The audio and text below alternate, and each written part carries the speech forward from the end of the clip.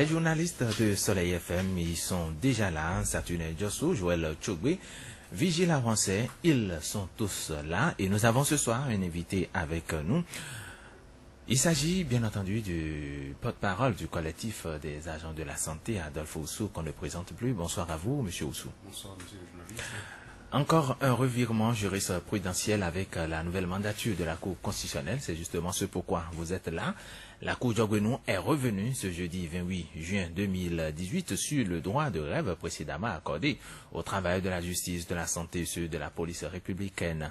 À travers une décision, les 7 sages ont approuvé cette loi polémique alors votée par l'Assemblée nationale et rejetée d'emblée par l'ancienne Cour qui l'avait déclarée contraire à la Constitution en demandant aux magistrats de penser plutôt à encadrer l'exercice du droit de grève dans ces 3 secteurs. Mais depuis hier, les magistrats, les agents de la police républicaine ainsi que les agents de la santé dont vous êtes membre ont perdu ce droit d'aller en grève puisque nous apprenons même déjà que cette loi a été promulguée. Alors, comment vous avez reçu cette décision de la Cour constitutionnelle hier?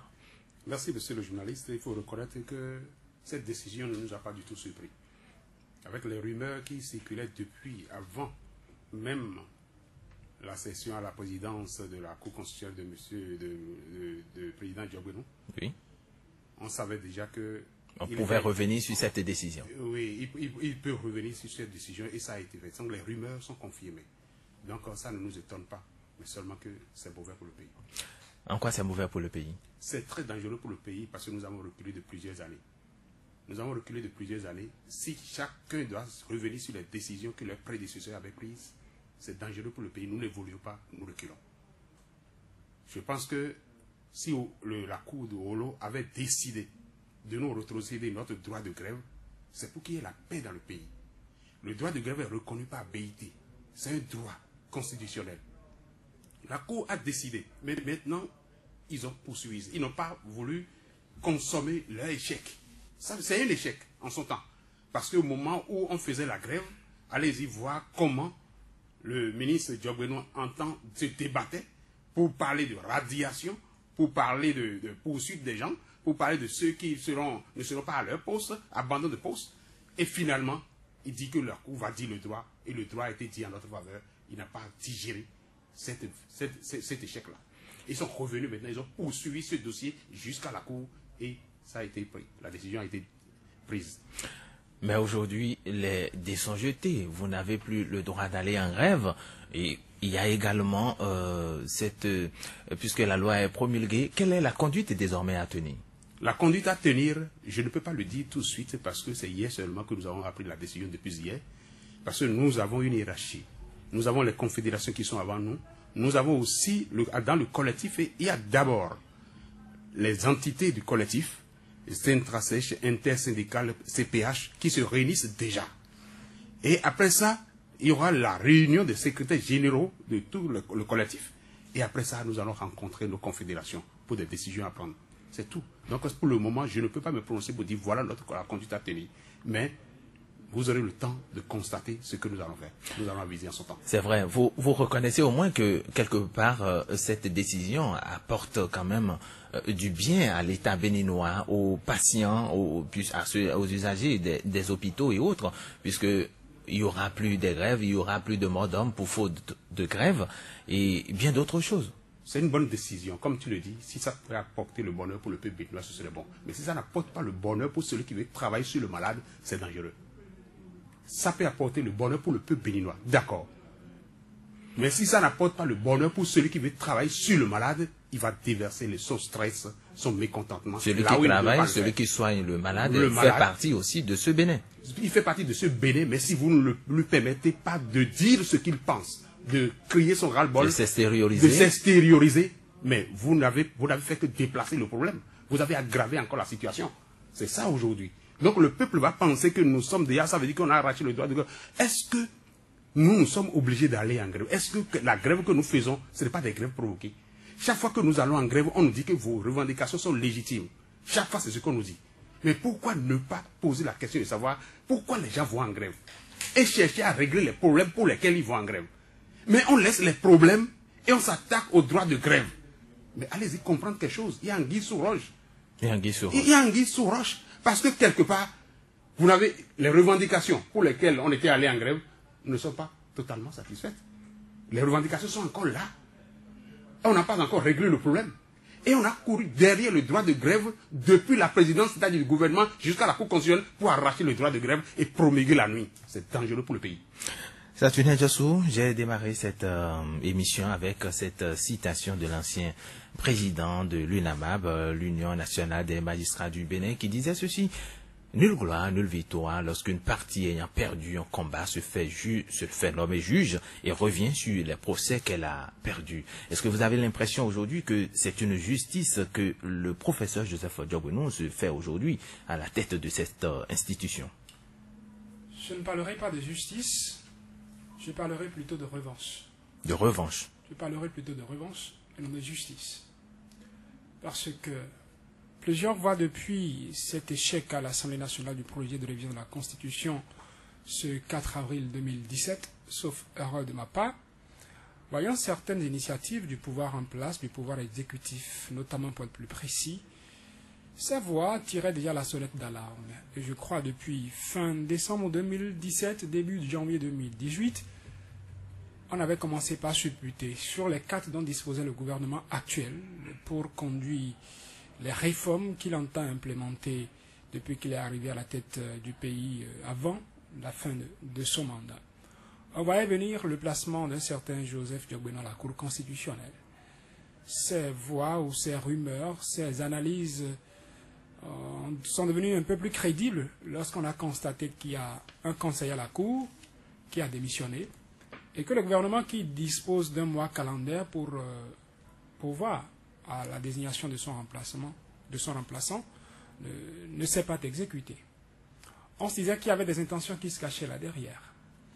Il y a quelques semaines, pour ne pas dire qu'il y a quelques mois, on a écouté quelqu'un qui a été de ce régime, candidat Zanaï, qui, comme en consultation du FA, avait déjà dit que ce qui était prévu, c'était que Joseph Diogbenou aille à la Cour constitutionnelle. Et que tout ce qui a été pris par la Cour constitutionnelle d'alors, l'ancienne mandature, comme décision n'arrangeant pas l'actuel régime, tout ça sera repris. On préparait ça déjà et qu'on attendait que l'arrivée de Joseph Diogbenou à la tête de la Cour constitutionnelle pour ramener les dossiers du genre devant cette institution. Et ça n'a pas raté jusqu'ici. Ça n'a pas raté jusqu'ici. Et rendez-vous compte que ces décisions sur lesquelles l'actuelle mandature de la Cour constitutionnelle est revenue sont des décisions cuisinées, pour la plupart, par celui qui est aujourd'hui président de cette Cour, hier ministre de la Justice. Donc on ne peut pas s'attendre à autre décision que ça. Hier dans la matinée, lorsqu'il y a eu ouverture de cette deuxième audience publique à la Cour constitutionnelle, j'ai entendu les dossiers qui étaient inscrits à délibération pour le soir. Je m'étais peut-être empressé de contacter certains syndicalistes. Et dans le journal de 13 heures, je titrais là-dessus que dans la soirée où des secteurs entiers de la vie publique pourraient se retrouver sans le droit de grève, mais ces syndicalistes semblaient trouver que j'étais un peu trop alarmiste et se disaient on attend que la décision soit prise avant de pouvoir nous prononcer. Je ne voudrais pas en citer sur ce plateau. Et ça n'a pas raté parce qu'il me disait que la Cour, sous Théodore Olloi, a déjà dit les députés encadrés. Donc la Cour Diogbenou ne peut pas reprendre la même décision et dire encadré. Elle n'aura rien dit de nouveau. Tout ce qu'elle dira de nouveau, c'est que nous retirons. Mais justement, ça n'a pas raté. Est-ce que cette Cour ne pouvait pas attendre que l'Assemblée puisse statuer sur la question, puisse encadrer le droit de grève en République du Bénin, avant donc de répondre à la préoccupation de ce citoyen qui a introduit une requête? Vous pourriez déjà faire l'analyse quand la Cour constitutionnelle a dit à l'Assemblée nationale d'encadrer. Si tant est que c'est la question d'encadrement, si je peux ainsi dire, qui préoccupait l'Assemblée nationale, vous savez avec quelle diligence le Parlement enrôle des points qu'il arrange, comme il a eu à enrôler le point de désignation des nouveaux membres du COSLEPI, dès que la Cour Diogbenou a dit le mandat s'arrête le 30 juin et qu'il fallait désigner d'autres membres. L'Assemblée nationale pouvait déjà se saisir de ce dossier et maintenant encadrer ce droit de grève. Mais depuis que la Cour Olloi a sorti la décision, c'est comme si on était plus pressé de voir le droit de grève encadré. On a laissé les choses parce qu'on a su qu'il y a un plan qui est devant qu'on veut exécuter. On ne va pas retoucher à cette loi, on la gardera intacte. Et dès que Diogbenou sera là, il suffira de trouver des requérants, comme ça n'a pas manqué, qui saisiront la même Cour pour dire on a toujours des subterfuges. Ils ont dit interprétation de la décision de la Cour constitutionnelle. La Cour n'a pas manqué de trouver d'arguments pour dire ce qui avait été fait n'est pas contraire à la Constitution, et puis on a évolué. Deuxième audience publique, deuxième décision, d'autres décisions à polémique. Troisième audience publique, c'est ce on attend de voir. Deux audiences publiques, la Cour constitutionnelle, la Cour de Joseph Djogbenou est revenue sur plusieurs décisions déjà prises quand même par cette Cour dirigée par le professeur Théodore Olo, et ça dit que les sages sous Olo méconnaissaient la loi ou ils prenaient des décisions politiques vigilantes. Votre question, tout de même. Pourtant, je suis conservateur de l'actualité politique, juridique du Bénin. On connaît ceux qui me connaissaient la Constitution hier. Vous m'amenez à faire une mauvaise démonstration, je ne sais pas. Parce que, bon, si aujourd'hui on a inversé les choses, n'est-ce pas, et que c'est ce qu'on observe, pour moi, il ne pourrait en être autrement. Je ne vais pas être plus clair que ça. Moi, je pense que, comme l'a dit donc M. Adolphe Oussou, tout le monde s'attendait quand même à ce revirement jurisprudentiel. Tout au moins, on attendait que la Cour du professeur Joseph Djogbenou se prononce, n'est-ce pas, sur le sujet. Mais, en tout cas, moi, j'étais loin de m'imaginer que ça allait arriver aussi vite, que ça allait se passer de cette manière-là.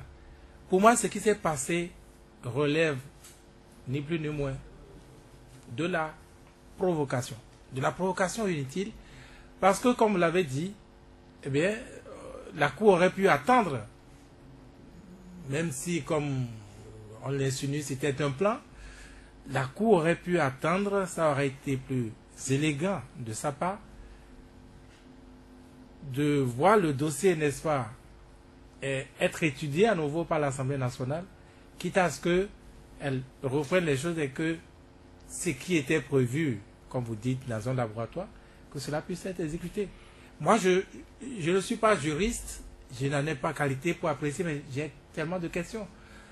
On ne l'a pas saisi pour une loi, mais elle dit elle-même, non, je décide que la loi que enfin, la même Cour, on va dire quand même, parce que c'est nous qui parlons de Cour Djogbenou, Cour Olo, que j'avais renvoyé à l'Assemblée nationale, je décide que cette loi-là, je m'étais trompé, et qu'elle devient une loi.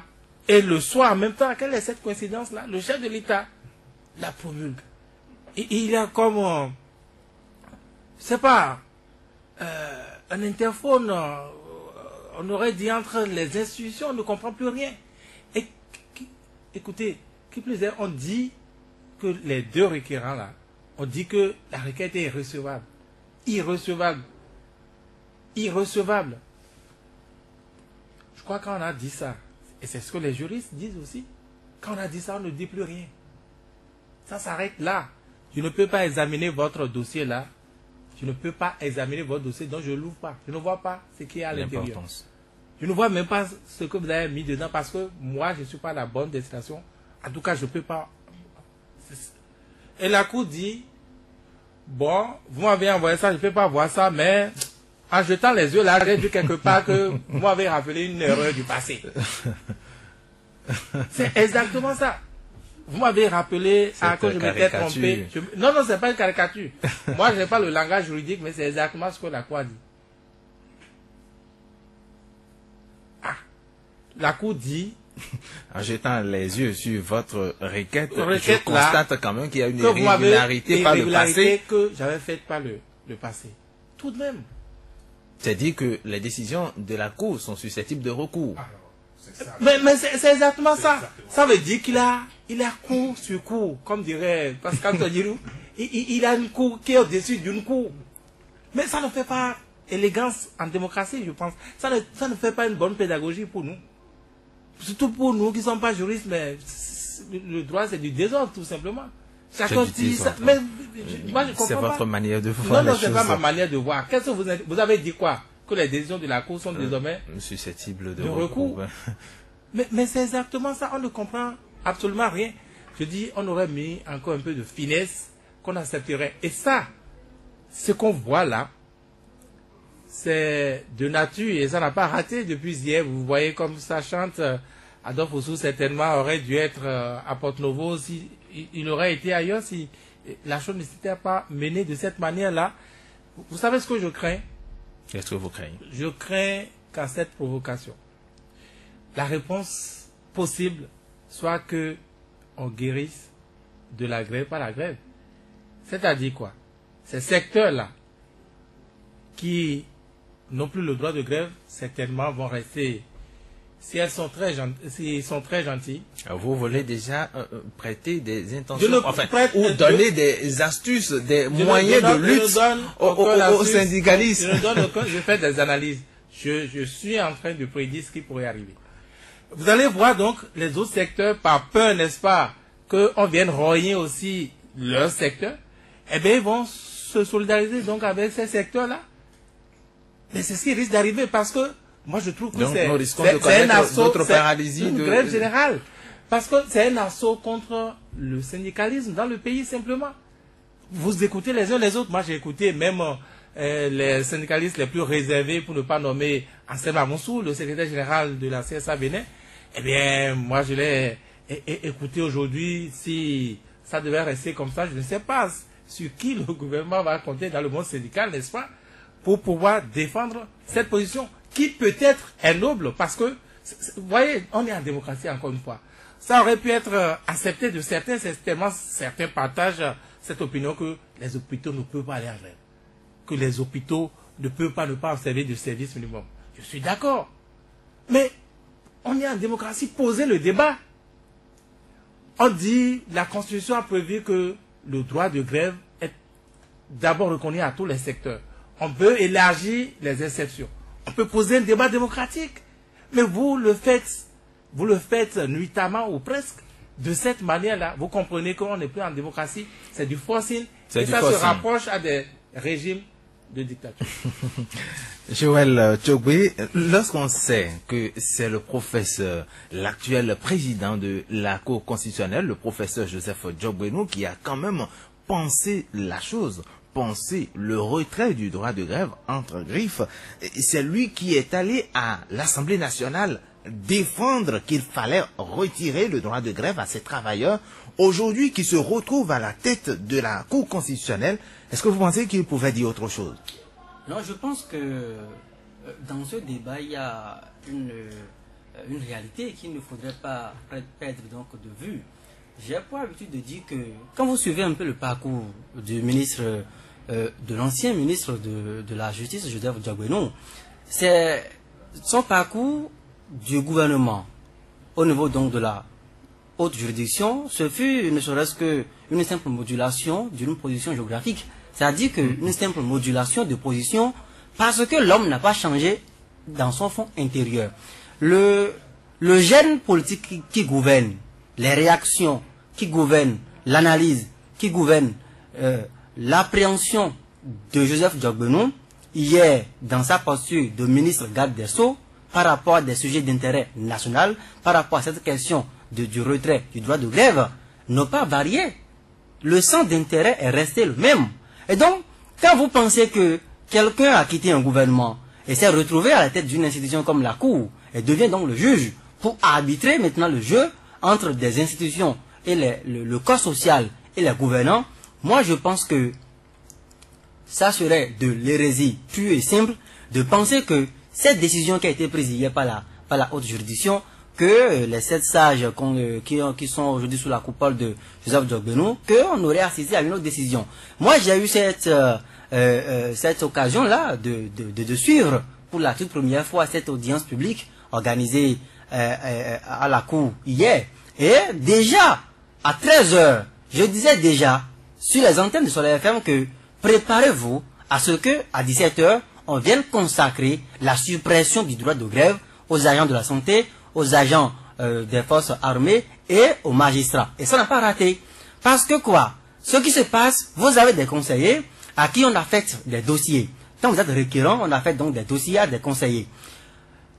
En pleine audience publique, le président donne la parole à chaque conseiller qui a connu d'un dossier pour indiquer la direction à suivre. C'est-à-dire qu'on pourrait parler en d'autres termes des projets de décision qui seront donc validés en délibération par les 7 sages.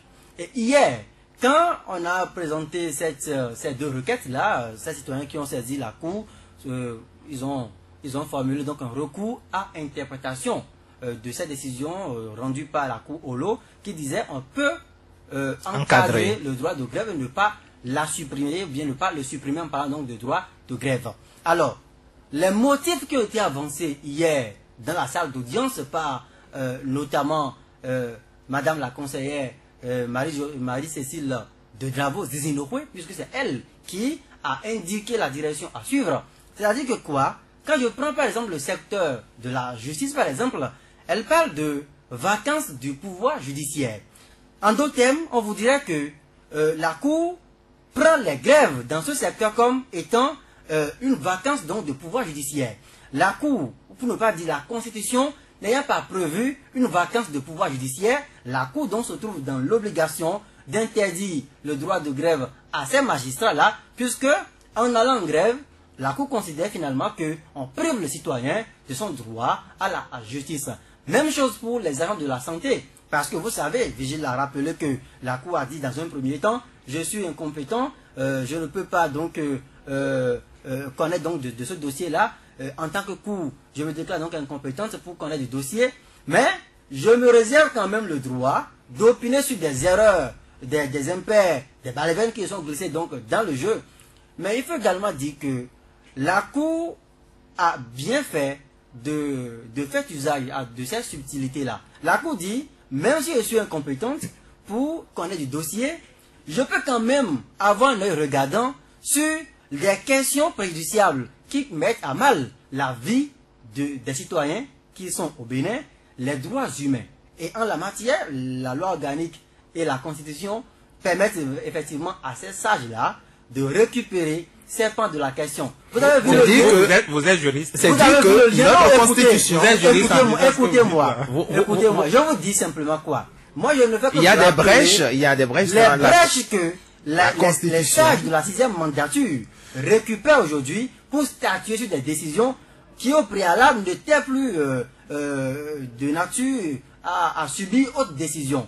Donc, la Cour ne fait qu'utiliser les brèches mais ce que je demandais tout à l'heure, en une minute, si vous pouvez, alors, ce que je demandais tout à l'heure à Saturnin Diossou, est-ce que cette Cour ne pouvait pas attendre que l'Assemblée nationale puisse encadrer le droit de grève avant de se prononcer sur la question?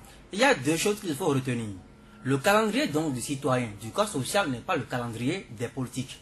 Et aujourd'hui, la Cour a un calendrier. La Cour a un calendrier. Je vais vous le démontrer. Allez-y. J'ai commencé tout à l'heure par vous parler donc de la migration que nous avons connue avec Joseph Diogbenou, qui a défendu bec et ongle le retrait du droit de grève aux travailleurs. Ce n'est pas parce que le monsieur s'est retrouvé un beau jour dans la position donc du président de la Cour constitutionnelle que vous allez lui demander de tourner dos catégoriquement à son passé. Aujourd'hui, si Joseph Diogbenou trouve que hier c'était donc un raclé que il a eu à subir avec la Cour Olo, il se trouve aujourd'hui dans la position normale pour corriger un peu les imperfections, en tout cas selon lui, de ce qui s'était passé entre temps. Donc, demander à Joseph Diogbenou et les 6 autres sages de patienter pour que le Parlement étudie à nouveau cette loi-là, fasse donc des recadrages pour transmettre la loi, la mouture finale à la haute juridiction. Quelque part, il y a de l'empressement. Le temps politique, les visées, les intentions qui sont derrière cette promulgation, notamment qui a été organisée hier, vous ne pouvez pas tout mesurer aujourd'hui. Donc les politiciens sont dans leur jeu. Les politiciens sont dans leur jeu. L'institution. Alors, Monsieur Adolphe Oussou, je sais que les autres vont réagir tout à l'heure par rapport à tout ce qui a été dit, mais vous savez, vous ne pouvez désormais plus aller en grève, c'est pas pour vous choquer. Mais est-ce que ce n'est pas possible de dire à l'État ou de demander à l'État de satisfaire à vos revendications que de choisir toutes les fois d'aller en grève? Je ne sais pas, je l'ai déjà dit, vous ne pouvez plus cette fois-ci aller en grève, mais est-ce que vous ne pouvez pas, à partir de cet instant, faire des propositions à l'État pour satisfaire à vos revendications? Merci. Si tu étais au gouvernement, tu allais réfléchir de cette manière, mais ils ne réfléchissent pas comme ça. Ce que vous devez reconnaître, je voudrais que vous attirez l'attention du peuple béninois sur ce fait. désormais, la décision de la Cour est susceptible de recours. Bon, c'est pas ici, sur cette tribune, nous allons confirmer le fait. C'est-à-dire, les décisions de la Cour sont sans recours, jusqu'à preuve de contraire. Hein. Mais c'est pour vous dire que ce gouvernement est en train de violer régulièrement la Constitution. Ça, je laisse ça de côté. Maintenant, vous devez comprendre aussi que ce gouvernement est en guerre contre le peuple. C'est un gouvernement en guerre contre un peuple. C'est ça le danger aujourd'hui. Vous devez regarder et constater qu'il y a une violence. Les gens vivent sous stress. Ce que tu viens de dire, c'est normal. Nous avons fini la grève. Constatez comment la manière dont nous avons fini la grève au niveau du secteur de la santé. Au moment où les enseignants sortaient de la grève, nous, on devait continuer. Parce qu'on n'a pas parlé du tout de nous. Parce que notre grève était entre-temps une grève oubliée. Les gens ont oublié même que ce qu'ils disaient avant, il y a eu des morts, on n'en a même pas parlé, on a parlé seulement d'année blanche. Vous avez constaté, et nous sommes sortis. Et qu'est-ce qui s'est passé? Au moment où les enseignants sortaient, on nous a fait défalcation. Ça veut dire qu'on nous pousse à aller au bout pour qu'ils profitent pour casser le collectif des syndicats. Nous avons vite compris. Et nous avons dit, attention, si nous allons loin, ils risquent de rentrer dans le groupe et casser le groupe. C'est ce qu'ils veulent faire. Arrêtons ce que nous avons fait. Ils ont mis en place un comité de suivi pour nos revendications. Le comité tourne en rond jusqu'à la date d'aujourd'hui et ne fait rien. Ce n'est pas qu'ils organisent des dialogues, des semblants de dialogue. Des semblants de dialogue. Ça, ce qu'ils disent, on l'a dit, nous l'avons dit au directeur de cabinet du ministre de la fonction publique. Nous n'allons pas venir à des réunions pour raconter de n'importe quoi. Nous voulons des résultats. On vous appelle à des réunions et c'est les mêmes choses, on tourne autour. Un exemple. Le chef de l'État, le 11 novembre, a dit que si les agents reviennent de formation et que vous les utilisez, vous devez leur payer leur diplôme. C'est lui-même qui l'a dit. Donc ça a été une revendication, ça a été une décision politique. Le comité devait en tenir compte. Sachez aujourd'hui qu'ils sont en train de tourner autour du pot, ils ne disent rien. Jusqu'à la date d'aujourd'hui. Mais il faut rappeler ça à l'autorité. Nous sommes devant l'autorité. Le décès de la fonction publique, c'est une autorité. Ils doivent rendre compte. C'est ce que nous leur disons. Nous disons que ce que vous faites, c'est pas ça. C'est le président de la République envoie la communication en conseil des ministres et que la décision vienne de là-bas. Jusqu'à aujourd'hui, ils sont de traîner. Ils ne font rien de bon. Les disparités catégoriques dont on a parlé, rien n'a bougé. Jusque-là. Concours professionnel, quand on a demandé aux agents, rien n'a bougé jusque-là. Ils tournent en rond. Mais pourquoi ce blocage? Qu'est-ce qui empêche les choses en fait d'évoluer? Mais c'est la politique, c'est la ruse et la rage qu'ils ont mis dedans. Parce que quelque part, les gens n'écoutent pas, ils ne veulent pas écouter, ils ne veulent pas prendre au sérieux les problèmes. Oui, mais c'est pourquoi je disais qu'au lieu de penser régler les problèmes, si on règle les problèmes, qu'est-ce qui va m'amener en grève?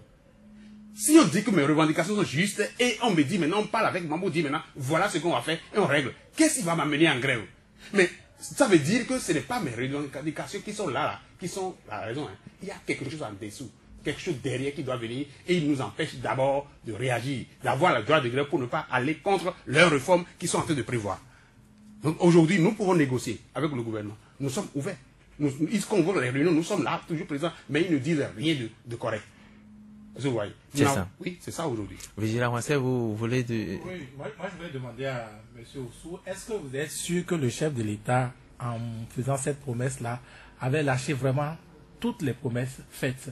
Est-ce que vous êtes sûr que les éléments donc du ministère, comme vous dites, tournent en rond de par leur volonté, leur simple volonté? C'est de là que nous parlons de la franchise dans le dialogue. S'ils voient qu'ils ne pouvaient pas le faire, les gens n'ont qu'à être francs dans le dialogue. C'est ça, nous disons. Est-ce que ce n'est pas vous qui ne comprenez pas? Qu'est-ce que nous allons comprendre? Aujourd'hui, les gens sont... Le gouvernement Comprenez que celui que vous... Je prends un anesthésiste, un gynécologue, un chirurgien qui allait faire sa formation, qui est revenu, vous l'utilisez comme chirurgien, vous l'utilisez comme gynécologue, vous l'utilisez comme infirmier diplômé d'État, et vous ne lui payez pas le salaire là. Si ce chirurgien-là, ou bien ce anesthésiste-là, refuse demain de faire l'anesthésie, et dit maintenant, comme vous ne me payez pas l'anesthésie, parce que c'est ça qui va venir bientôt, hein. Quand ils disent qu'il n'y a pas de grève là, il y a une autre manière de gréver. Tous ceux-là vont laisser tranquillement ce qu'ils ont appris là et que vous les utilisez. Ils reviendront. Le gynécologue deviendra médecin simplement généraliste. Mais on le paye finalement pourquoi? On le paye par rapport au médecin généraliste. On ne le paye pas la fonction de gynécologue. On ne le paye pas la chirurgie. On ne le paye pas l'anesthésie. On ne le paye pas infirmier diplômé, on le paye un soignant. Et la personne travaille. Le chef de l'État dit que ce n'est pas bon de le faire. Donc ça veut dire que vous voyez, si le chef, tu disais, pourquoi c'est nous qui ne comprenons pas. Non, s'il voulait prendre des décisions, il n'a qu'à prendre des décisions, il n'a qu'à s'insérer dans le dialogue. On les utilise dans d'autres ministères, mais les gens vont en formation. Mais à des moments donnés, on ne les utilise pas. Ici, au ministère de la Santé, c'est rare. Quand les gens reviennent de la formation, on en a besoin rapidement, on les affecte avec ce titre-là. Saturnin Diasso, vous avez suivi les explications de Adolphe Oussou, porte-parole du collectif de la santé. C'est peut-être prêter une bonne foi à ce gouvernement que de suspendre la motion qui était en cours, parce que oui, il y avait des failles, il y avait l'usure, il fallait remobiliser la troupe, et donc il fallait suspendre, quand bien même satisfaction n'a pas été obtenue de certains points qui avaient fait maintenir. J'attire l'attention parce que je me rappelle, comme si c'était hier, quand Adolphe Oussou m'accordait une interview sur les raisons qui avaient motivé le collectif à recourir à une grève avec service minimum. C'est pour dire, oui, la Cour constitutionnelle a reconnu le droit de grève, nous avons à cœur l'état de santé des usagers de nos hôpitaux, mais comme vous prouvez notre bonne foi, nous revenons à une grève avec service minimum et nous gardons un œil sur le Parlement à qui on a demandé d'encadrer quand il va abuser ce Parlement. On pourra revenir là-dessus. Et il n'y a pas que les acteurs du secteur de la santé qui ont prêté cette bonne foi au gouvernement. Il y a les acteurs de la justice, les magistrats notamment, qui ne demandaient pas autre chose que la reconnaissance de ce droit de grève. Et dès que la Cour constitutionnelle a dit non, le droit de grève est consacré par la Constitution, la loi que vous avez votée au Parlement en ces dispositions qui retiraient le droit de grève à des secteurs est contraire à la Constitution. Donc, à part ça, tout le reste, c'est bon, ça peut passer. Comme vous prêtez cette bonne foi, disais-je, témoigner de cette bonne foi et prêter la bonne foi au gouvernement. Malgré les défalcations et autres, les gens ont dit, nous suspendons la motion de grève, on ne demande pas que ça. Comme pour dire que ce qui nous amène au débrayage, ce n'est pas que politique. Mais finalement, le gouvernement a eu raison de ces travailleurs. Ah ben oui, il y a la Paul Kagame, j'allais dire la kagaméisation, parce que c'est ce que nous constatons aujourd'hui. Le gouvernement savait là où il venait. Depuis que les moments de grève ont été suspendus, je crois qu'il est sur le plateau, je ne sais pas si depuis il y a eu des rencontres de façon formelle qui a été dédiées à l'objectivité de ce qu'il y avait dans les revendications. Il n'y a pas eu ça. Et comme pour dire qu'on attendait cette échéance, ce tournant-là, j'entendais Virgile parler de provocation, comme pour dire que le gouvernement avait tout prévu. Ce n'est pas pour rien que, entre hier et aujourd'hui, dans la nuit, je suppose, la loi a été déclarée conforme à la Constitution et promulguée. C'est parce qu'on ne voudrait pas que, dans la rue, avant qu'on ne promulgue cette loi, que les syndicalistes se disent ce n'est pas encore entré en vigueur. Donc ils peuvent signer une motion à 24 heures. C'est la même chose. Et dans ces conditions, qu'est-ce qui vous prouve qu'avant même que la décision ne soit actée, ne soit déclarée, la loi ne soit déclarée conformément à la Constitution par la Cour constitutionnelle, qu'est-ce qui vous prouve que ce n'était pas encore au palais de la mer? Qu'est-ce qui vous prouve? Moi, je n'ai pas dit que c'est ça. Ce qu'il dit, c'est tellement intéressant. C'est une possibilité. Non, pas une possibilité. Il faut pas. Non, pardon, c'est des choses qu'on Il faut pas affirmer. Non, écoutez. On n'affirme pas. Moi, j'ai posé une question. Non, attendez. On a tout suivi. Quand la Cour rétorque une loi, elle est où? Non. C'est moi qui pose ce soir la question. Je vais vous répondre. Quand la Cour vote une loi, dit qu'elle n'est pas constitutionnelle, elle retourne à l'Assemblée, elle est à l'Assemblée. Vrai ou faux? Elle est à l'Assemblée, ce n'est pas une question de on arrive. Bon, et la Cour, la nouvelle Cour, parle à 17h pour parler ainsi, et dit que la loi, est-ce que c'était à 17h? Je ne sais pas, après 17h, puisque ce sont les informations que j'avais jusqu'à vous finissez le plateau d'hier. C'est à 20h moins. 20h moins. Que notre reporter nous a dit que voilà. Ils viennent de quitter là, ça. Voilà, que. Et le reporter nous rendait compte au fur et à mesure. Au fur et à mesure. Donc, c'est à 20h moins que, enfin, la Cour dit, la loi la reprenez là, elle est une bonne loi maintenant. Et vous pensez que de cette seconde-là, la loi a déjà quitté. En plus, la loi, c'est quand même matériel. Le chef de l'État, sachant que la Cour constitutionnelle veut prendre une décision, peut attendre à son bureau jusqu'à 22h. Je vous en prie, je vous en prie. Parce qu'il savait déjà la décision que les conseillers Pas parce qu'il savait, il attendait. Je ne défends pas le gouvernement. Et je pose des questions. Est-ce que c'est pas Internet qu'on a envoyé la loi au palais de la République pour qu'elle soit promulguée? Non, attendez. C'est une question de bon sens. C'est une question de bon sens. C'est une connivence grave entre institutions. C'est une connivence grave entre institutions. Moi, je pense que, comme je disais, c'est une provocation donc, en fait, gratuite. je vais attirer votre attention sur quelque chose d'autre. Moi, c'est des interprétations que je fais. Oui. Je n'affirme pas, j'ai posé tout à l'heure une question. Qu'est-ce qui nous prouve? On n'a pas la preuve que c'est le cas. Mais ça peut nous suggérer ces analyses-là. N'oubliez pas, sauf erreur de ma part, le code pénal qui a été déclaré conforme à la Constitution interdisait. N'oubliez pas certaines velléités de préfets qui disaient que rassemblement, il faut que ce soit. Le code pénal, je crois avoir lu dans une des dispositions que tout attroupement qu'on constaterait qui serait pas un attroupement formel déclaré, serait un truc donc interdit qu'on pourra disperser. Moi, je trouve que ceci nous amène à racoler tel morceau à cela pour dire que peut-être ceux qui disent que les choses ont été prévues trouveraient on apporterait de l'eau au moulin à cela. Bon, vous étiez en train de demander tout à l'heure pourquoi la Cour ne pouvait pas attendre. Et moi, je fais d'autres interprétations qui pourront amener à dire, mais oui, on dira que c'est des opposants. Moi, je suis libre de mes opinions. La Cour d'Agbeno, en arrivant, a dit, je mets événement après événement, jeudi, on a eu, je crois, mercredi, installation des membres de la Cour, jeudi, élection du président de l'institution, vendredi, installation, et la semaine qui a suivi, pour ne pas dire lundi ou même, je ne sais pas trop, le week-end, il y a déjà une modification du règlement intérieur de la Cour constitutionnelle. Et on nous a dit qu'il y aura désormais audience publique.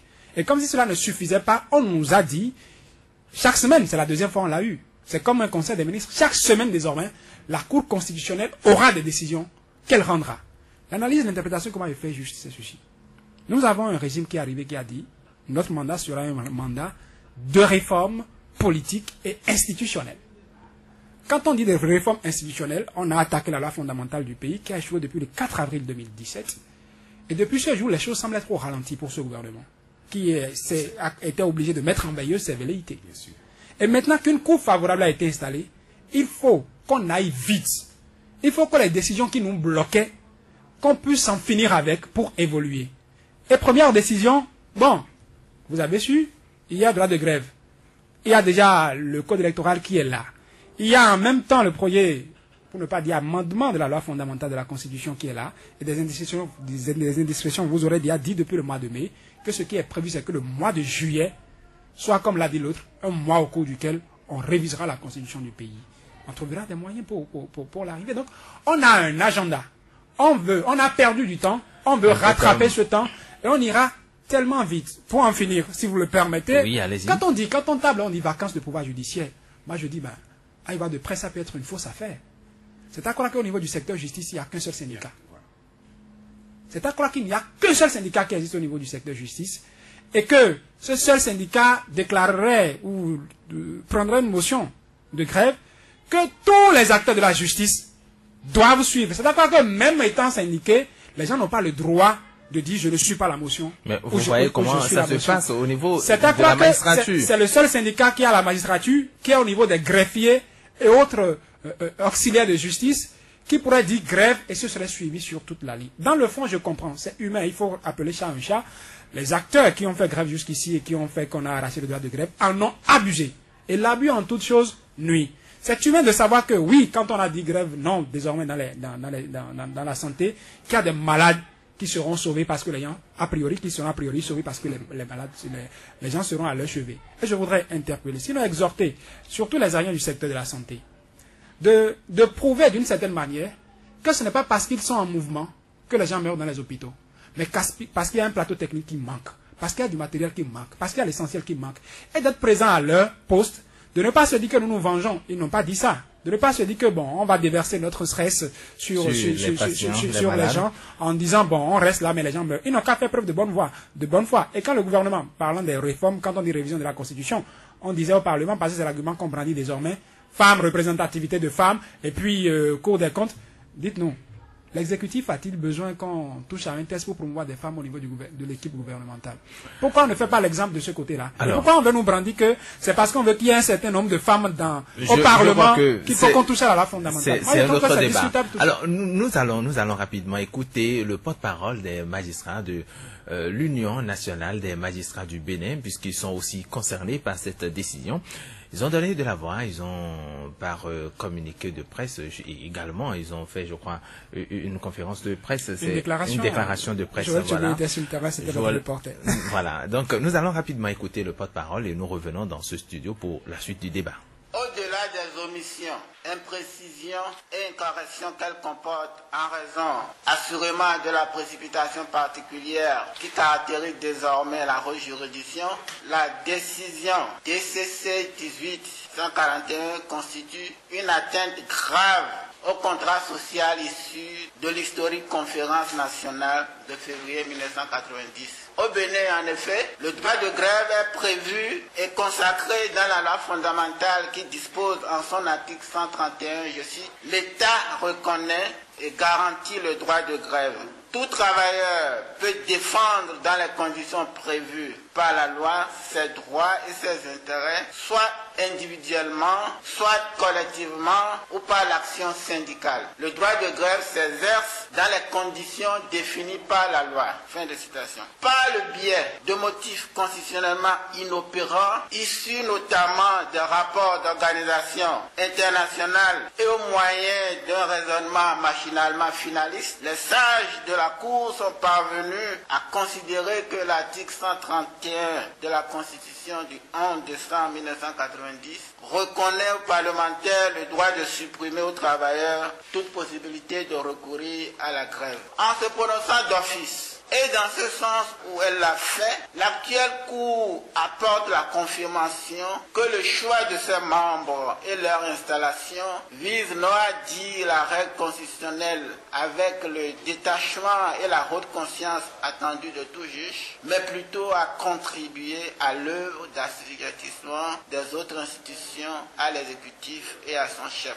Pour mieux atteindre cet objectif, en ce qui concerne la justice, la Cour a rendu la décision DCC 1842, dans laquelle elle considère, contrairement à la Cour précédente, que les dispositions habilitant le ministre de l'économie et des finances et celui du travail et de la fonction publique à siéger au Conseil supérieur de la magistrature sont conformes à la Constitution. En clair, le magistrat, acteur central du pouvoir judiciaire, sera soumis dans son office au diktat de l'exécutif et toute résistance de sa part l'expose à des sanctions disciplinaires automatiques. C'est ce plan d'une justice aux ordres, incapable de s'insurger et contrainte de se déployer contre les indésirables de la République, qui est savamment mis en œuvre avec le concours et la bénédiction des nouveaux sages de la Cour constitutionnelle. Le bureau exécutif de l'Union nationale des magistrats du Bénin s'indigne et prend à témoin l'opinion publique nationale et internationale de cette option de vassalisation de la justice faite par le gouvernement avec l'onction de la Cour constitutionnelle. Il invite les magistrats ainsi que l'ensemble des travailleurs à rester mobilisés pour déjouer ce complot indigne de notre histoire, de nos valeurs et aspirations.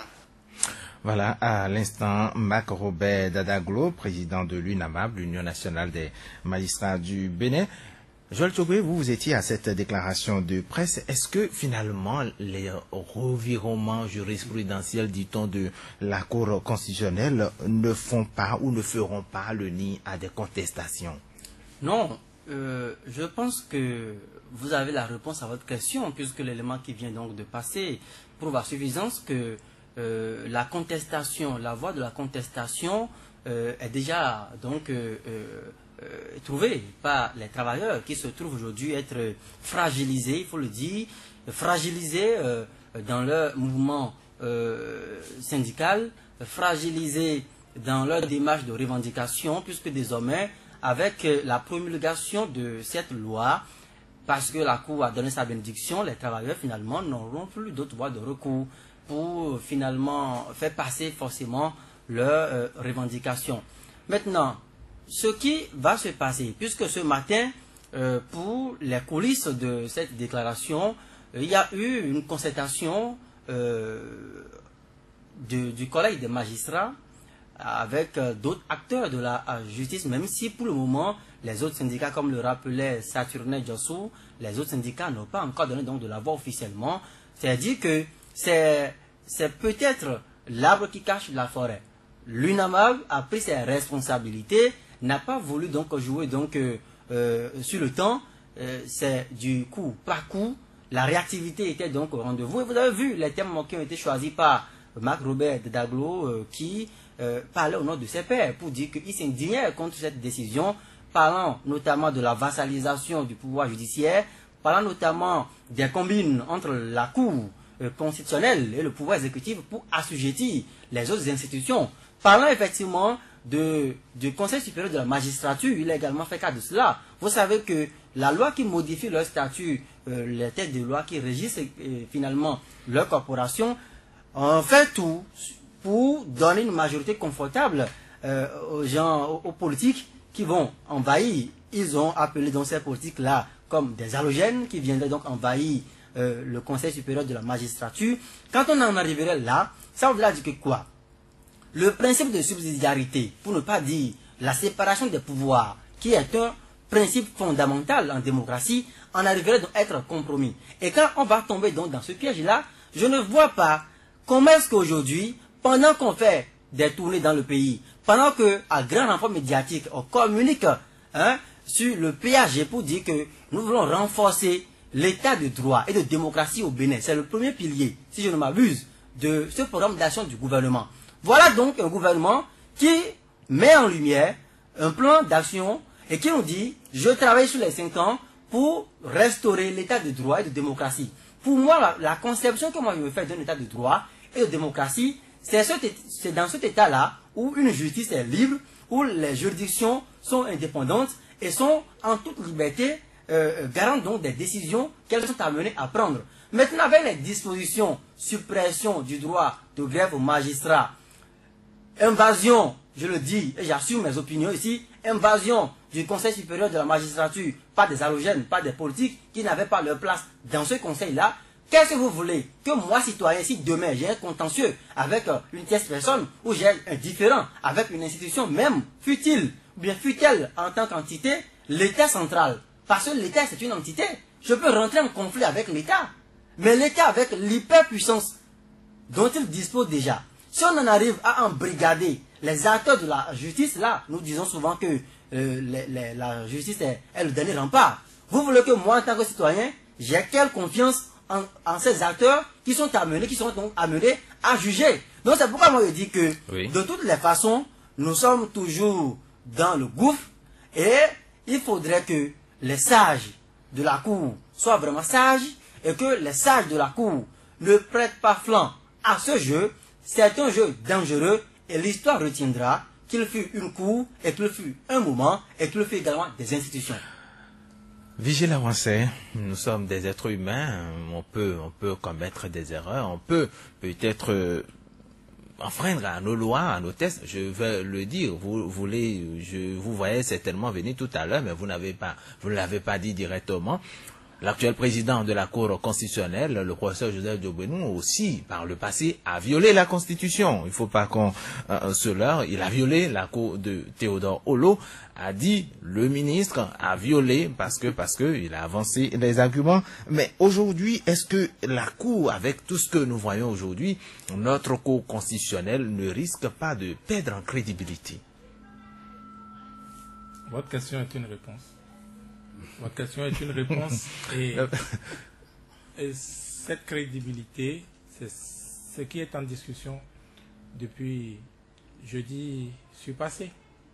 C'est ce qui est en discussion et si les choses se font de cette manière-là, encore une fois sans élégance, je crois qu'on n'aurait que des interprétations, de mauvaises interprétations, n'est-ce pas, pour cette Cour constitutionnelle. Moi, je vais inviter les Béninois à apprendre à être... comme on avait dit, plus objectif, apprendre à être direct, à parfois même savoir utiliser l'âme. Moi j'ai entendu le secrétaire général donc du syndicat, Adolphe Oussou, il a exposé tout et la réponse ou l'absence de réponse, c'est le chef de l'État. Pourquoi ne pas le dire dans ce Bénin? Pourquoi ne pas le dire? Vous dites que les pauvres fonctionnaires, voilà, ils tournent en rond. Ils n'ont pas de réponse. Mais est-ce que c'est eux la réponse? Même si le chef de l'État, je ne sais pour quelle raison, a pu promettre ça aux syndicalistes, aux acteurs sociaux. Ben vous, acteurs sociaux, vous êtes partis. Je ne sais pas si vous êtes retournés au palais de la République depuis. Non. Mais eux, n'est-ce pas, DC et consorts, ils ont la possibilité tout au moins de voir leur ministre, le ministre de voir tous les mercredis, tout au moins le chef de l'État, et de discuter de ça avec lui. Si le chef de l'État leur dit que, oh bon ben, oui, dans l'euphorie, il n'avait pas d'autre réponse à servir à ces syndicalistes-là, que c'est qu'il a pu servir pour avoir cette paix. Car ne vous leurrez pas, c'est schématique, mais c'est vraiment la réalité des choses. C'est la réalité des choses. Bon, pourquoi quand vous avez un micro devant vous, Adolphe Oussou, vous avez la possibilité, peut-être sur l'FM n'est pas brouillé à Cotonou, que il a une oreille du chef de l'État qui traîne, qui pourrait capter ce que vous dites. Pourquoi vous ne pouvez pas le dire? Tout à l'heure, je lui donnerai l'opportunité de dire un mot donc, à ses autorités. Donc, si la Cour réécrit la Constitution, ou si la Cour actuelle donne l'impression d'être venue pour corriger la Cour au lot, celle qui l'a précédée, eh bien, il faut le dire aussi. Moi, je pense qu'il faut le dire. Même si vous ne le dites pas, si de l'extérieur, on écoute ce qui est aujourd'hui objet de querelle, où on dit qu'il y a une cour qui avait pris des décisions, il y a une autre qui est venue faire une autre lecture et qui a pris une autre décision. Je crois que le minimum qui vous est soumis, c'est quand même de dire, bon, comme dirait l'autre qui a raison, entre les deux coups. Et c'est histoire de se pencher sur le... Mais c'est le minimum, donc je pense qu'il faut être un peu plus objectif, un peu moins alambiqué dans les choses là, surtout quand on est à la position de certains Adolphe Oussou. Adolphe Oussou. Une dernière question, Saturne Jossou. La Cour Diogbenou est-elle au-dessus ou interprète-t-elle mieux les lois que la Cour? C'est pas...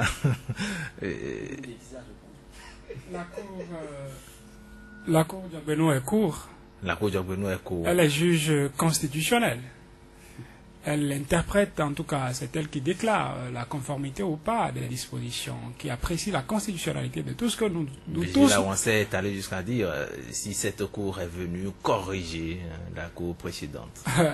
Bon, elle est venue peut-être pour la revanche. Pour la revanche. D'une certaine manière. Et la finalité, il ne faudrait pas qu'on perde ça de vue, c'est qu'on va décrédibiliser nos institutions. Une cour s'en va, une autre... composé des partisans du pouvoir exécutif arrive, reprend la décision qui avait été défavorable au pouvoir exécutif rendue par la mandature défunte et déclare jusqu'ici cette décision désormais conforme à la Constitution. Ce régime peut passer et un autre régime viendra. Qui sait si ce serait un régime favorable à celui qui est parti ou si ce serait un régime défavorable. Ce même régime pourrait trouver des requérants, je n'ai pas dit qu'on en a trouvé cette fois-ci, pour qu'on interprète les décisions rendues par la mandature actuelle. Et voyez ce que ça fait à l'international. Sur 3 mandatures, 3 décisions différentes. C'est que chacun vient avec sa cour. Et chacun reste dans sa cour pour que sa loi prévaut dans sa cour. Ça devient la cour du roi Péto. Et quand on se retrouve dans cette situation, je ne peux jurer de ce qui arrivera.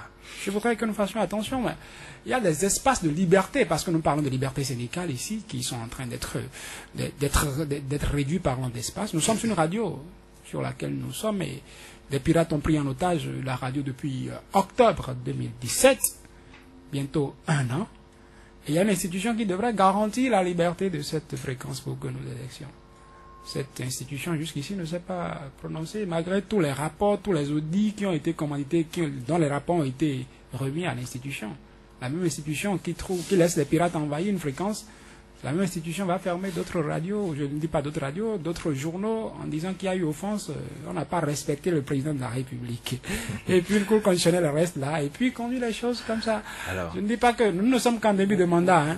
Peut-être qu'on se réveillera d'un sommeil, demain on se dira qu'on fait truc.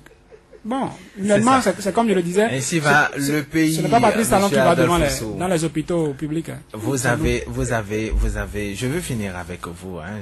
Je finis cette émission avec vous.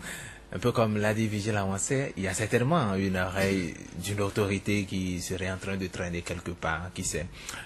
Merci. Quel message vous avez à l'endroit de Merci. cela Je aujourd'hui? voudrais rassurer Vigile que ce travail-là, nous le faisons tous les jours. Parler pour que le chef de l'État entende. On a envoyé plusieurs courriers. Quand nous avons constaté que ça ne marche pas dans un comité, on envoie. Mais le courrier, ça atterrit où? On ne sait pas. Ça a été toujours comme ça. Donc ça veut dire que c'est pour te dire que nous nous arrêtons pas seulement aux cadres techniques qui viennent travailler. Nous nous arrêtons pas seulement au DC. Nous parlons au ministre, mais nous n'avons pas le feedback. Donc nous n'avons jamais cessé de parler. Non, je dis quand vous avez l'occasion de parler à la radio, il faut parler. Voilà, il faut dire aux autorités ce que vous voulez concrètement pour qu'ils puissent se changer ou qu'ils puissent prendre les décisions. Zidouane. Ce que nous voulons des décideurs, c'est ceci. C'est pas des décideurs. C'est le chef de Le l'État chef de qui l'État. peut décider de votre situation. Si vous voulez que je dise chef de l'État, ça ne gêne à rien. Si vous D'accord. voulez que je dise ce que nous voulons du chef de l'État, Oui. c'est ceci. Dites-le Il correctement dans le micro. faut éviter de marginaliser les travailleurs. Impliquer les travailleurs dans tout ce qu'on veut faire. Après tout, c'est ces travailleurs-là qui vont prendre en compte vos réformes. Il ne faut pas frustrer les gens jusqu'à... Il ne faut pas presser le citron jusqu'à craquer le pépin. C'est pas sérieux. De la manière dont le chef de l'État, le gouvernement gère aujourd'hui, ça, ce n'est pas bon. Les revendications, nos revendications ne sont pas satisfaites. Et on vient maintenant nous arracher les droits de grève. Je ne sais pas. Les réformes ne sont pas encore mises en application. On vient maintenant, on nous arrache les droits de grève. Je vais vous donner un exemple. Vous avez parlé la dernière fois d'un agent qui serait, d'un enfant qui ne serait pas évacué, qui est mort. Jean-Hugues. Oui, Jean-Hugues de la Il y a un autre maintenant au niveau du ministère de la Santé, je le dis, je n'appelle pas son nom. Il y a un autre au niveau du ministère de la Santé. Vous voyez, quand la personne est venue me voir se plaindre, ça dit, vous voyez son état, vous allez pleurer pour lui. Son dossier est prêt pour qu'on l'évacue. Mais on n'a pas trouvé que c'était urgent pour évacuer l'agent. Il est là, hein. Je me suis déplacé pour aller vers les autorités. Je suis sorti même du cadre du ministère pour aller dire, attention, si vous faites l'enfant là, ou bien le monsieur là va mourir sous mes yeux. S'il meurt, nous allons crier, mais avant qu'il ne meure, je vais crier d'abord. J'ai commencé par les attaquer. Personne n'a réagi jusqu'à la date d'aujourd'hui. C'est les réformes, ça. Ça veut dire que les pauvres peuvent mourir, les indigents peuvent mourir, mais les politiciens peuvent être évacués. C'est les réformes, ça. C'est les vraies réformes qui sont en train. Les réformes, nous parlons, a priori, c'est pour vous dire que nous ne nous arrêtons pas seulement à ce niveau. Nous parlons, nous cherchons à les contacter, mais la porte n'est pas ouverte. Les portes ne sont pas ouvertes. Qu'est-ce que vous voulez que je fasse? Les portes ne sont pas ouvertes. Toutefois, l'espoir est permis. Oui, bon, l'espoir est permis, mais il faudrait que les syndicalistes puissent faire le suivi. C'est ce que vous faites. Vous faites le suivi. Allez demander, tous les gens du ministère des Finances me connaissent. À fonction pleine me connaissent. Je prends les dossiers moi-même. Je ne remets pas à quelqu'un d'autre. Je prends les courriers, je dépose moi-même pour m'assurer que c'est parti. Bon. Donc ça veut dire que nous suivons correctement nos dossiers. Je vous suggère Merci à vous, Joël Djogui. Merci également. Merci à vous, Adolphe Oussou, porte-parole du collectif des agents de la santé. Vigile Avancé, merci également à vous. Saturné Diossou, merci également. Il y avait 2 techniciens pour nous assister ce soir, Edgar Nyakadja et Ghislain Agwangwa. Merci à vous aussi. Bonsoir chez vous. Dans quelques secondes, vous aurez le grand point de l'information sur Soleil FM.